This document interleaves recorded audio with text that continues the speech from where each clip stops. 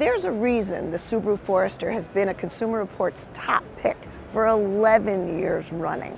And this new for 2025 Forester visibly hangs on to its core virtues. Its visibility, functionality, roomy cabin, standard all-wheel drive, all of the things that we love.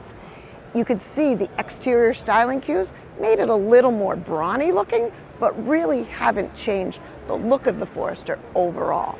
And while Subaru and the Forester have enjoyed a really good reliability record, our typical advice is to not buy a vehicle in its first year or its first year of a redesign. But the other thing that the new Forester hangs on to is its powertrain. That 2.5 liter flat 4 boxer engine stays in the new 2025, which can give people a little more confidence that it's going to behave and be as reliable as the outgoing model. One of the things we didn't love about the flat 4 powertrain was the noise. For 2025, Subaru has promised a 40% reduction in cabin noise. That would be a welcome change. And because the powertrain is not changing, it's likely that the fuel economy is likely not to change much either. From our tests, the Forester had the best fuel economy of a non-hybrid small SUV. The other thing that's new for 2025 is some infotainment upgrades. Optional is now an 11.6-inch tablet-style infotainment screen. Typically that means larger selections. Standard is dual 7-inch screens, but you also have standard Apple CarPlay, Android Auto, all of that in the new Forester. But the other thing we like as Consumer Reports is common functions, volume, tune, temperature are separate hard buttons that you don't have to navigate through a number of menus to do.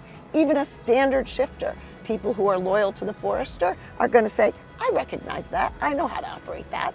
The Forester has always been a great vehicle in terms of crash protection, but for 2025, they're also advancing their crash avoidance features. Subaru's EyeSight system, which is their standard suite of safety, which includes automatic emergency braking, has advanced a bit in that it now includes pedestrian and cyclist detection.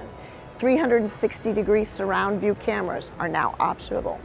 Blind spot warning, lane keeping assist, rear cross traffic warning available, but still optional. And in addition, which is kind of near and dear to the hearts of Consumer Reports, is a new driver monitoring function, which Subaru calls Driver Focus. It's an interior camera, which is now looking at the driver and looking for signs of fatigue or inattention and making countermeasures to slow the car, adjust the car, or regain your attention if that happens. This is now standard on the top touring trim, but surely in advance in terms of all the things that can happen to take away a driver's attention. So the new Forester is priced between $28,000 and $39,000, and based on what Subaru tells us, should be on sale this summer, 2024. And of course, Consumer Reports will be buying and testing our own new Forester, so check back at consumerreports.org for our formal test results.